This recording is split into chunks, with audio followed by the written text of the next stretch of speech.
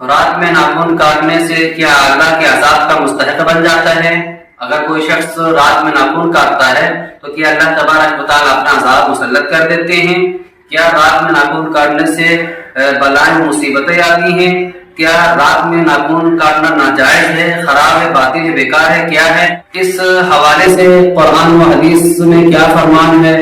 تو آپ کو معلوم ہو جانا چاہیے کہ اللہ کے نبی صلی اللہ علیہ وسلم نے رات میں ناخن کاٹنے سے منع نہیں فرمایا ہے۔ فرمایا یہ ہے کہ اگر آپ کو ضرورت پڑ جائے تو ناخن کاٹ سکتے ہیں، کیونکہ ناخن کے اندر گندگی بیٹھ جاتی ہے، اور جب بڑے ہو جائیں تو اس کو کاٹ دیجیے گا۔ اور ناخن کاٹنا یہ ایک نیکی کی علامت ہے، اس کے کاٹنے سے ثواب ملتا ہے۔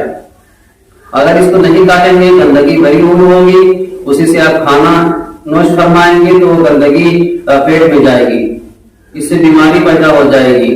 تو ناخن جب بڑے ہو جائیں، کاٹنے کی ضرورت ہو جائے تو اس کو کاٹ لینا چاہیے، چاہے وہ دن میں ہو چاہے رات میں ہو۔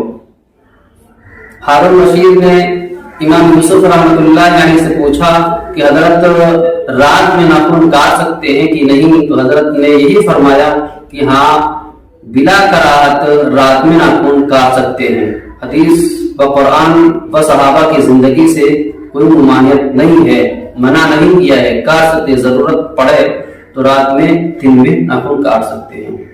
اور یہ بھی فرمایا کہ ناخن کاٹنا ایک نیکی ہے، نیکی کی طرف جلدی بڑھنا چاہیے، ثواب کو حاصل کرنے میں جلدی قدم اٹھانا چاہیے۔